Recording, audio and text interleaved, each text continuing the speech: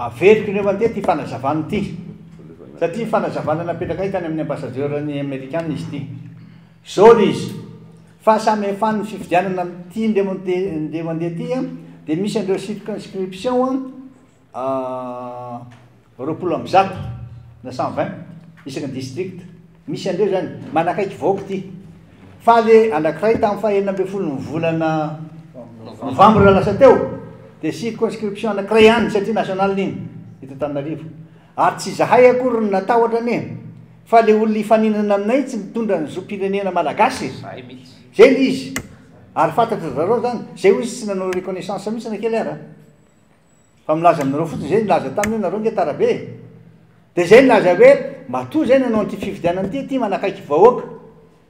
any am'ireo circonscription rehetrarehetra amin'ny district misy azy noho izany zany akaiky hitan'ny olona hoe izy marina ny tena tokony hotoanana ty laza aminareo zany zay fa manara-dalàna zay ary malala tsara ny atsipriany zavatra misy ao am'zany zay namerimerenanay teo hoe ianareo mpisehitra rehetra amin'ity fividianana ty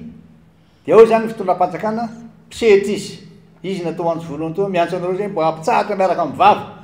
ifampiasana ny fahefam-panjakana fanovana le chef fokontany sy le fitondranan'ireo directeur généraux reo indrindraindrindra fampiasana ny fitaovam-panjakana ny tomobile sy ny fitaovana sy ny transecoly ary indrindraindrindra ny volam-panjakana anaovana déplacement sy rehetrarehetra fa izao mahatonga anay manao aminareo milazana zany dia fantatra deny zao daholo ny zavatra misy fa tsy matahotra akory zay ary matahotra hoe vitanareo hoe maao zay natahotra ny zavatra tsy zay nge no tsy olona rery ty zay zao misy eo misy 20 ngambany dia miampy andreo le indépendant miaraka aminay ohatra tena tsotra mihitsy misy indépendant anankiray zay tsy hafa akory fa tena lehibe ny androm-panjakana miaraka aminay izy zao fa tsy afaka anao an'ity fa tena ilan'ireo vanina tsy tafapetraka mihitsy ny dossier raha tsy zay ohatra ho ihany keo misy an'ireo dokotera reo mpitsara administrateur civil dia zay nanaovana iantso itsonay anareo hoe anazavanay koa ny zavatra fantatray ilazany anareo zavatra fantatra zay anara-dalàna ary zay voalazo anatin'le kabary teo hoe zay dia efa mety romarika nyreto candidat atolotry ny firaisankiny reto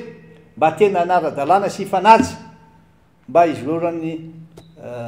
fampelezan-kevitra ao anatin'ny filaminana sy ny fanarahan-dalàna falemenareo ve nitenenanareo andreo tsy mety tsy atompoko tianana ny tsara isika mba te hianana ny tsara isika fa zany akory tsy milaza hoe matahotra izahay akamely io efa voalaza teo tsy hipetrapotsiny am'izao zay ary zao dia manao antsoavo mihitsy amin'ireo candidat anay sy ny reo miaraka aminay any amin'ny fototrany mba ho maio isika tsy fitarainana fotsiny kory ty fa fitiava-tanindrazana ny ilazana zany mba tsy isin'ny korotana eto amintsika ka lasa fifidianana lasa fototry ny korotana firaisan-kinany io tenanay am'zany firaisan-kinany taritinay vondrony reto e fa mba firaisan-kinany malagasy ny davintsika ka ao anatin'izay isika no tsy mitare tana miepaka akory tompoko na matahotra an'izanizy fa tianana ny tsara satria tsy mahasomy firenetsika amin'ny korotana avaiza amin'ny korotana avany amin'ny manam-pahefana